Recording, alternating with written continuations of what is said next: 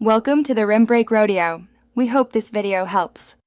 In this video, I will explain how to iron melting beads. First, let's gather our essential supplies.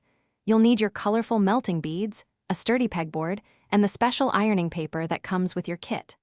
Also, make sure you have a flat, heat-resistant surface ready for your creative work.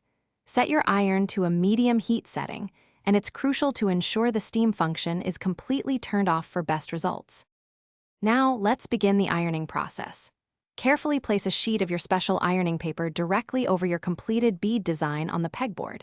With your iron set to medium heat, gently press it onto the paper, moving in small, circular motions.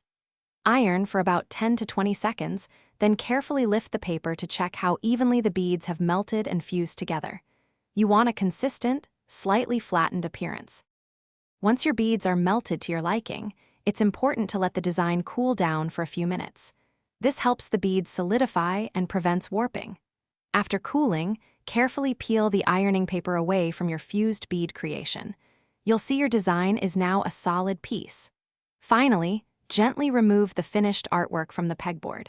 Sometimes a little wiggle helps release it without damage. For extra durability and a more polished look, consider ironing both sides of your design. Just flip it over, place new paper, and repeat the process.